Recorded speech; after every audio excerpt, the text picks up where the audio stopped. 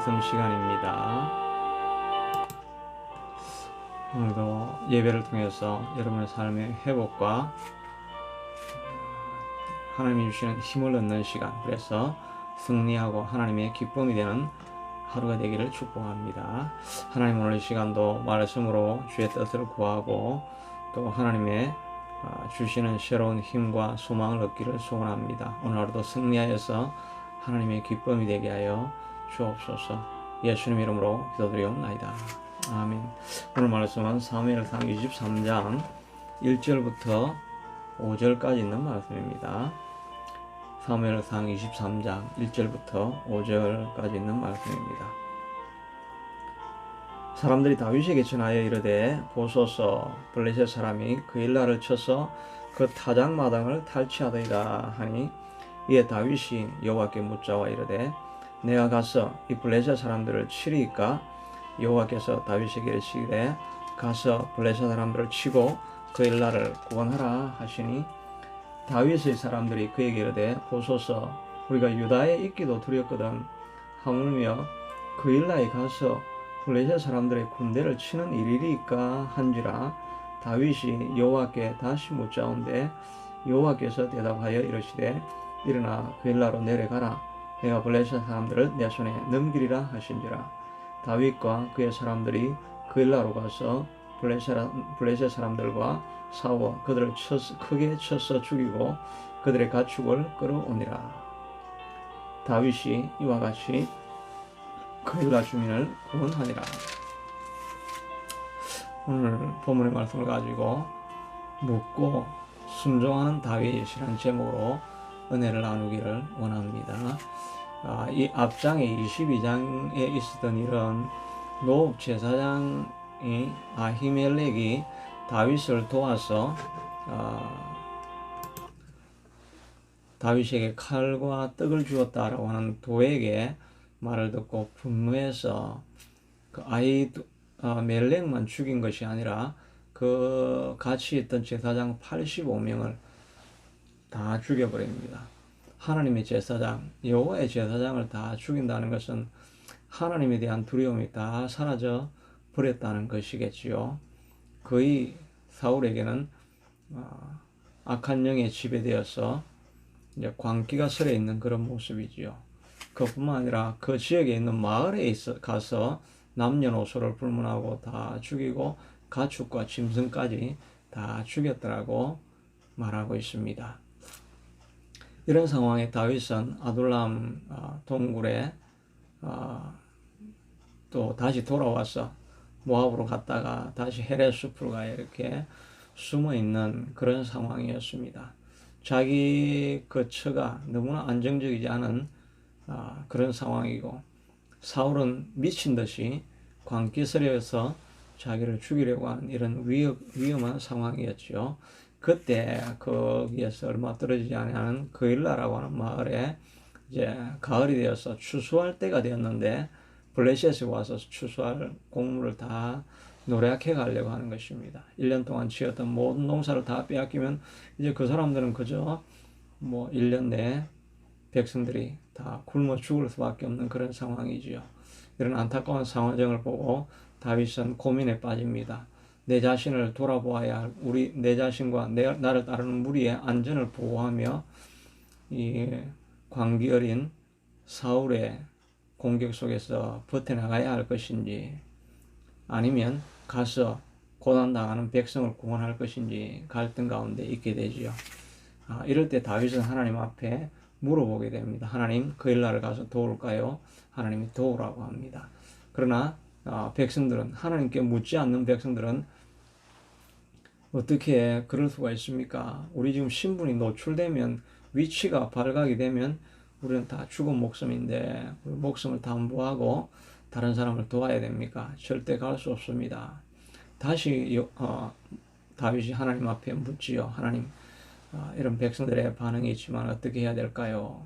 그 하나님 앞에 묻고 하나님이 가라, 백성을 구원하라는 그 말씀을 듣고 백성을 이끌어서 그 위험한 곳으로 가서 블레셋을 물리치고 승리하게 됩니다. 여기에 다윗이 리더로서의 모습을 갖추어 가게 있는 모습을 보게 되지요. 그 전까지는 자기 판단으로 살 길을 찾아서 쫓아다녔지만 이제는 하나님 앞에 묻는 사람으로 바뀌어진 것입니다. 진정으로 하나님 나라 안에서 지도자가 되는 사람은 바로 이렇게 하나님 앞에 묻는 사람이지요. 세상 사람들의 판단이 너무나 상식적인 판단을 가지고 제시할 때에도 또 안전한 가장 인간적인 입장에서 볼 때 안전한 길을 제시할 때라도 그것을 받아들이는 것이 아니라 여전히 위험한 길이라 할지라도 하나님이 제시하시는 길이 가장 안전한 길인 줄로 알고 하나님 앞에 다시 물어보고 하나님이 주시는 말씀을 받고 그 말씀대로 살아가는 인생이 가장 안전한 인생이라고 할 수가 있겠죠. 다윗은 그런 리더십을 고난을 통해서 갖추어가게 되는 것입니다. 아둘람 동굴에 있으면서 다윗이 지었던 시편이 57편, 142편이었다고 했죠. 거기에 보면 다윗이 하나님 앞에 은혜를 구하는데 간절함을 이렇게 표현하는 의미로 두 번이나 똑같은 문장을 반복하고 있죠. 하나님 내게 은혜를 주시옵소서. 하나님 내게 은혜를 주시옵소서. 하나님 내게 은혜를 주시옵소서. 그가 부르짖었다고 했습니다. Cry aloud. 큰 소리로 하나님 앞에 부르짖고 lift up his voice. 그의 목소리를 높였다 그랬습니다. 간절하게 부르면서 우리가 소위 말하고 있는 주여 삼창을 한 것이지요. 주여, 주여, 주여 간절하게 부르짖었습니다. 주여 삼창은 한국에만 있는 그런 그 코리안 스타일 프레어라고 이렇게 하지요. 왜 그런 전통이 한국 교회에서 생겼습니까? 아둘람 동굴에 있는 것처럼 절박한 마음이 있으니까 하나님 앞에 소리를 높이지 않을 수가 없었죠. 부르짖어 기도하지 않을 수가 없었죠. 다윗도 마찬가지였습니다. 고난 가운데 하나님 앞에 계속 부르짖다 보니까 하나님과 함께하는 리더십을 그가 갖출 수가 있게 된 것입니다. 고난을 통해서 하나님과 교제하는 가운데 그는 점점 하나님과 함께하는 사람이 되어져 간 것입니다. 그 전을 생각해 보십시오. 생명을 찾기에 급급해서 요나단에게 갔다가 노업 제사장에게는 가서 거짓말을 해가지고 결국은 그 결과로 제사장과 무고한 85명 또 노업 온 마을 사람들이 다 죽지 않았습니까? 하나님 앞에 묻지 않고 자기의 살 길을 찾아서 갔더니 결국은 주변에 있는 사람들도 다 고통을 당하는 그런 어려움들을 겪은 하나님과 함께하지 않는 삶이었다고 할 수가 있습니다. 그러나 고난 속에서 그는 깨달은 것이 하나님만이 나의 피난처시요 나의 도움인 것을 알고 하나님 앞에 부르짖는 사람으로 바뀌어졌지요. 지금 이 상황도 도울 수 있는 상황이 아니지만 그러나 하나님 앞에 물어봅니다. 하나님이 가라고 하니까 그런 사람들의 판단과 또 만류에도 불구하고 그는 하나님의 길을 선택하고 나아갑니다. 결국은 전쟁에서 승리하게 되고 물론 나중에 그일라 사람들이 자신을 배신하긴 하지만 그럼에도 불구하고 400명으로 갔던 사람이 600명으로 불어난 것으로 이렇게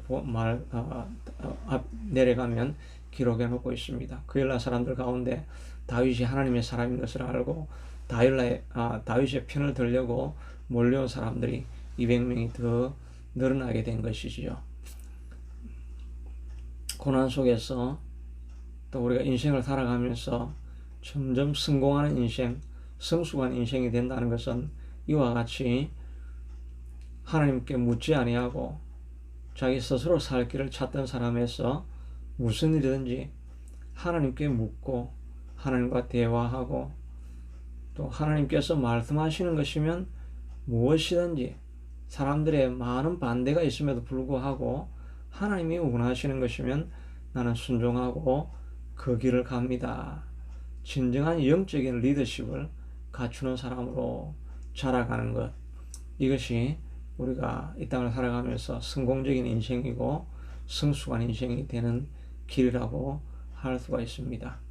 다윗은 묻고 하나님이 말씀하시면 순종하였습니다. 그 결과로 14절에 보면 다윗이 광야의 요새에도 있었고 또 십광야 산골에도 머물렀으므로 사울이 매일 찾되 하나님이 그를 그의 손에 넘기지 아니하시니라. 우리가 아는 것처럼 이스라엘 땅은 강원도 땅만 합니다. 거기에서 유다 지역이라고 하는 것은 남방부 지역이기 때문에 강원도 땅 반밖에 안 되는 것이지요.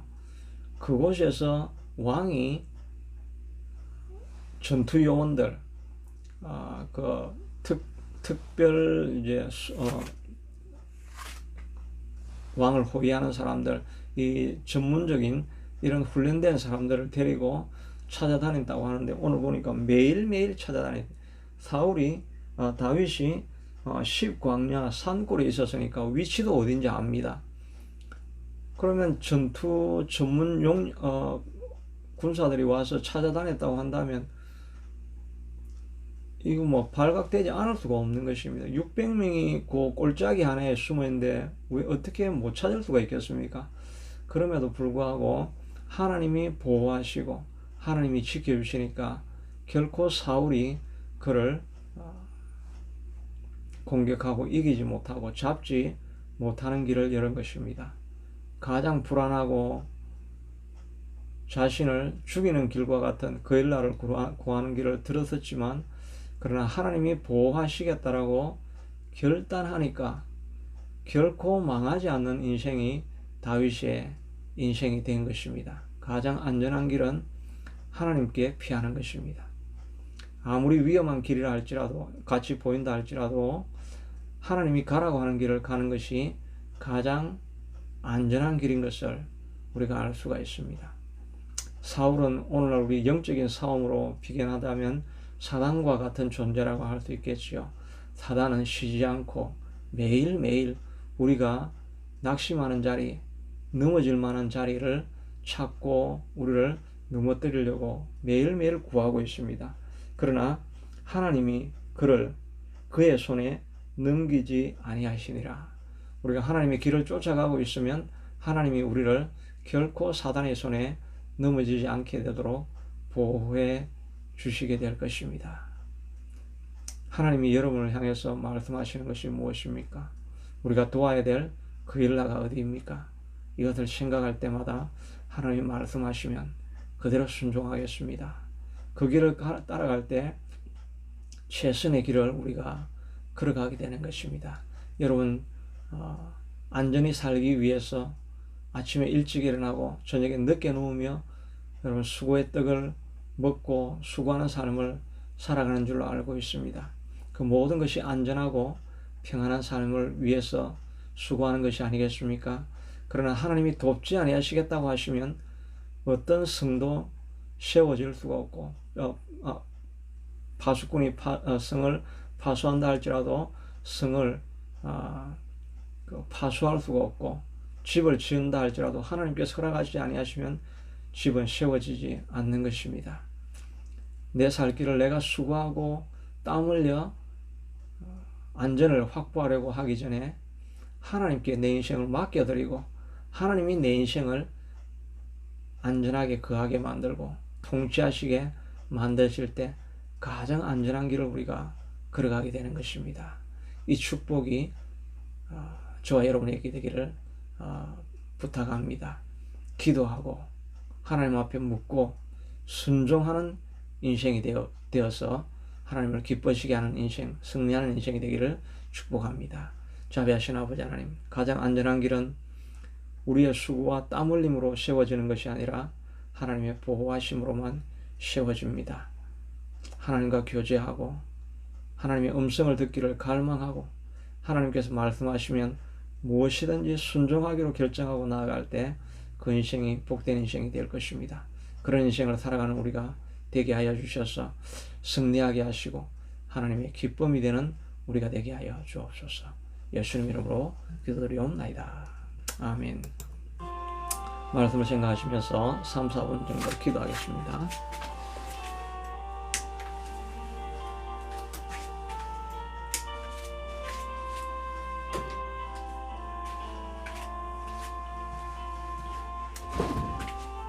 하나님 순종하는 인생 될 수 있게 도와주시옵소서. 하나님 앞에 묻고 하나님 말씀하시는 것이면 무엇이든지 따르기로 결단하며 살아가는 우리 인생이 될 수 있게 도와주시옵소서.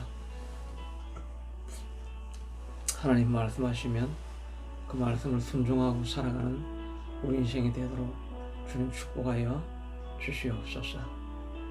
하나님 가정을 주님 손에 맡겨드립니다. 하나님 교회도 하나님 손에 맡겨드립니다. 하나님이 일을 할 때 하나님 그렇습니다. 그 일 나에 있을 때 400명이 되었던 백성이 600명으로 모여지지 않았습니까? 하나님의 뜻을 순종하고 나아가면 하나님 앞에 묻고 순종하고 나아가면 하나님께서 하나님이 보내시는 사람이 있을 것입니다. 하나님 앞에 묻고 하나님 400명이 다 반대하여도 하나님이 원하시면 그 길을 갑니다라고 결정하고 나아갈 때 하나님께서 우리 인생을 보호해 주실 것입니다. 하나님 그런 인생이 될 수 있게 축복하여 주시옵소서. 아들을 위해서도 주님 앞에 기도합니다.